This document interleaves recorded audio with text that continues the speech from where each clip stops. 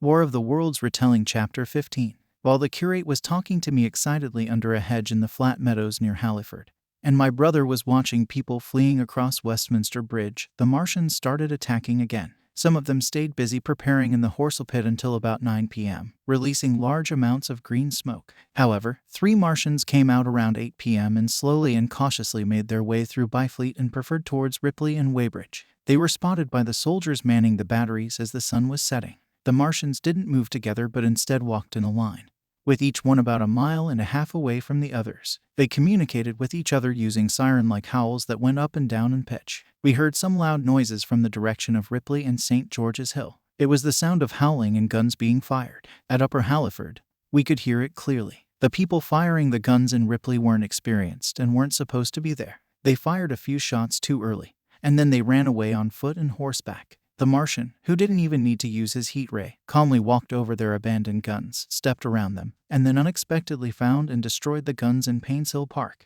The people at St. George's Hill were better at fighting. They hid behind some pine trees, and the Martian closest to them didn't even know they were there. They aimed their guns very carefully, like they were on a parade ground, and fired from about 1,000 yards away. The big guns fired at the Martian, and explosions happened all around him. He tried to move forward a few steps but fell down. Everyone screamed, and the guns were loaded again quickly. The fallen Martian made a loud noise for a long time, and another shiny giant appeared from the south, answering his call. It looked like one of the legs on the Martian tripod had been broken by a shell. The second round of gunfire missed the Martian on the ground, and at the same time, his 2 companions aimed their heat rays at the guns. The ammunition exploded, and the pine trees around the guns burst into flames. Only 1 or 2 of the soldiers who were already running away managed to escape over the top of the hill. After some time, the 3 Martians stopped and talked to each other. Scouts who were watching them reported that they stayed in the same spot for 30 minutes. One of the Martians who had fallen got out of his machine and seemed to be fixing it.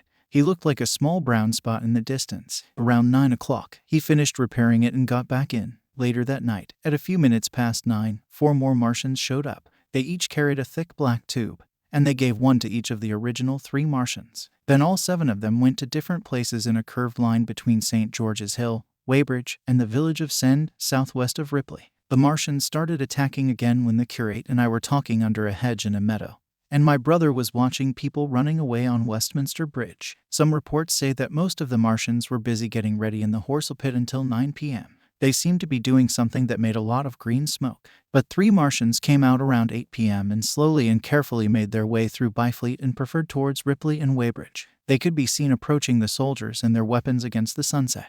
The Martians didn't move in a group, but instead in a line, with each one being about 1.5 miles away from the others. They communicated with each other by making siren-like howling sounds that went up and down in pitch. We heard the Martians howling and guns firing at Ripley and St. George's Hill from where we were in Upper Halliford. The Ripley gunners were not experienced and should not have been put in charge of the guns. They fired 1 useless shot and ran away on foot and horseback through the empty village. The Martian walked calmly over their guns without using its heat ray, stepped carefully around them, and found the guns in Painshill Park, where it destroyed them. The St. George's Hill men were better at fighting.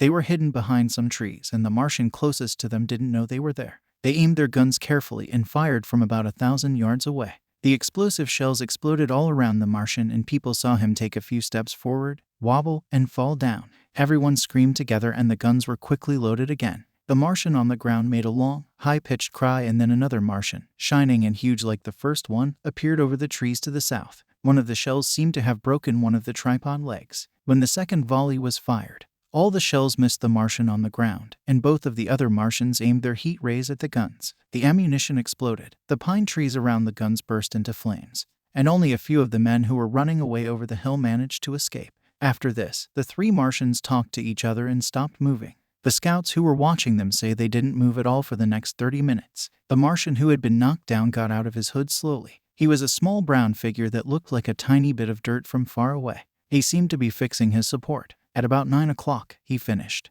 and his hood was seen above the trees again. A few minutes after 9 that night, the 3 Martians were joined by 4 other Martians. Each one of them had a thick black tube. They gave one of these tubes to each of the 3 original Martians, and then all 7 of them spread out equally along a curved line between St. George's Hill, Weybridge, and the village of Send, which is southwest of Ripley. As soon as the Martians began to move, a dozen rockets shot out of the hills and warned the waiting batteries around Ditton and Esher. At the same time, 4 of their fighting machines, also armed with tubes, crossed the river. 2 of them appeared black against the western sky and could be seen by me and the curate as we walked northward out of Halliford, tired and in pain. The Martians looked like they were moving on a cloud because a mist covered the fields and rose to a third of their height. When the curate saw the Martians, he cried out weakly and started running.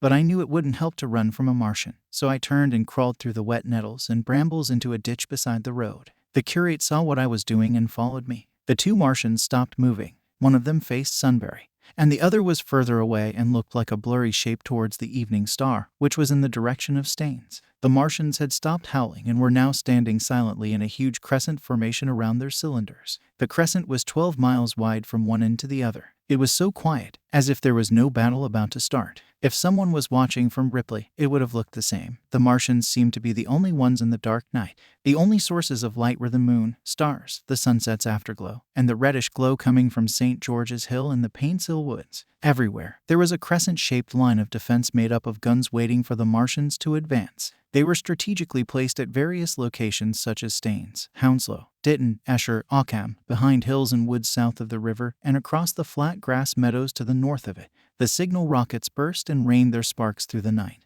and the watchers' batteries rose to a tense expectation. The Martians only needed to move forward, and the motionless black forms of men and the darkly glittering guns would explode into a thunderous fury of battle. Many people were likely wondering how much the Martians understood about humans. Did they know that humans were organized, disciplined, and working together in large numbers? Or did they interpret the humans' attacks as we might the furious onslaught of a disturbed hive of bees? Did they think they could exterminate humans? No one knew what the Martians needed for sustenance, so 100 such questions struggled together in people's minds as they watched the Martians. Additionally, there was the sense of all the huge unknown and hidden forces in London, including possible traps and pitfalls, and whether the Londoners would have the heart and courage to make a stand against the Martians. After a very long time, while we were crouching and looking through the hedge, we heard a sound that was like a distant gunshot.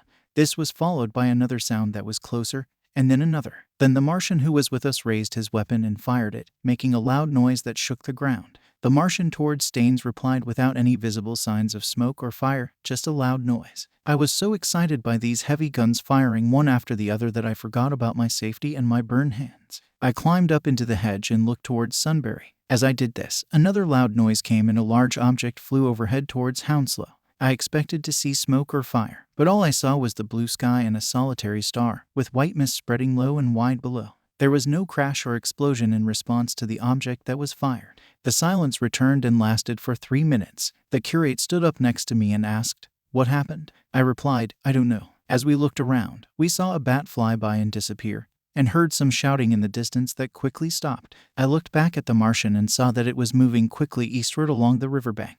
I thought that at any moment a hidden weapon might attack it, but everything remained quiet. The Martian got smaller and disappeared into the mist and darkness. We both climbed up higher and saw a dark shape that looked like a hill appear near Sunbury, blocking our view of the countryside beyond. Then, across the river near Walton, we saw another hill-like shape. These shapes got wider and shorter as we watched. Suddenly, I had an idea and looked to the north, where I saw a third cloudy black hill had appeared. Everything suddenly became very quiet. We could hear the Martians in the distance hooting to each other, and then we heard the distant sound of their guns. But the humans didn't respond with their guns. At the time, we didn't understand what was happening. But later, I learned that the Martians were shooting huge canisters from their gun-like tubes towards any hills, trees, houses, or other potential hiding spots for guns that were in front of them. Some Martians shot only 1 canister, while others shot 2 or even 5.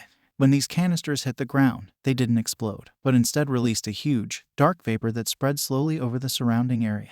This vapor was deadly to anything that breathed it in. The vapor was very heavy, even heavier than thick smoke. After the initial rush, it sank down and spread out like a liquid rather than a gas, moving into valleys, ditches, and watercourses, similar to how volcanic gas behaves. When it touched water, it created a powdery film that could not be dissolved. Surprisingly, the water that had been strained from the gas was safe to drink. The vapor did not spread out like a normal gas. Instead, it moved in banks and slowly combined with the moisture in the air, settling onto the ground like dust. We still don't know much about this substance, except for a group of 4 blue lines in the spectrum that suggests the presence of an unknown element. Once the vapor had dissipated, the black smoke remained close to the ground, allowing people to escape its poisonous effects if they were high enough up, as was shown in Street Cobham and Ditton that night. A man who survived the black vapor tells a strange story about how it moved like a snake and made the village look ghostly. He stayed on a church spire for a day and a half, hungry, tired, and sunburned. He saw blackness all around, with red roofs, green trees, and later, dark shrubs, gates, barns, outhouses, and walls in the sunlight. This happened in Street Cobham, where the black vapor stayed on the ground until it disappeared on its own. Usually, the Martians would use steam to clear the air of the vapor after it had served its purpose. We saw the Martians doing this with the vapor banks near us from an empty house in Upper Halliford.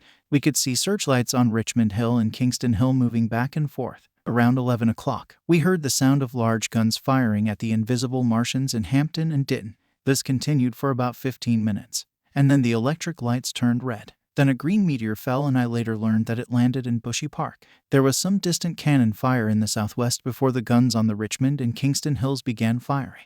This was probably because the gunners were firing randomly before the black vapor could reach them. The Martians then spread this strange and suffocating vapor methodically over the country towards London. They formed a line from Hanwell to Coombe and Malden, moving their tubes all night long. The artillery had no chance against them after the Martian at St. George's Hill was defeated. They released a fresh canister of the black vapor wherever there was a possibility of being attacked by unseen guns, and used their heat ray against the guns that were visible. By midnight, the trees in Richmond Park were on fire, and the glare from Kingston Hill created a network of black smoke that covered the whole Thames Valley as far as the eye could see. 2 Martians slowly walked through the smoke, using their steam jets to attack. That night, the Martians were careful with how much they used their powerful heat ray weapon. They might not have had enough resources to make more, or they didn't want to completely destroy the land, just scare and defeat their enemies. They were successful in this, as no one dared to oppose them after that night. Even the soldiers who had brought weapons up the river mutinied and refused to fight. The only attacks made after that were by laying traps and mines. But even those were done sporadically and without much success. One can imagine the soldiers waiting anxiously in the dark, ready for a fight. Sadly, none of them survived. They were prepared with guns, ammunition, horses, and wagons. Civilians were there to watch, but not too close. Ambulances and tents were there for the injured. Then, suddenly, the Martians fired their weapons, and the projectiles smashed everything in their path, including the soldiers and their equipment. One can imagine a terrifying scene where a black cloud rapidly approaches and engulfs everything in its path, turning the daylight into darkness. People and animals are seen struggling to escape, screaming and falling to the ground, while the sound of abandoned guns and cries of distress fill the air. The smoke spreads quickly, creating an impenetrable wall. In the end, the area is left lifeless and silent, with only the opaque cloud of smoke remaining. Before dawn, the black cloud had already reached the streets of Richmond. The government, on the brink of collapse, attempted to alert the people of London to flee.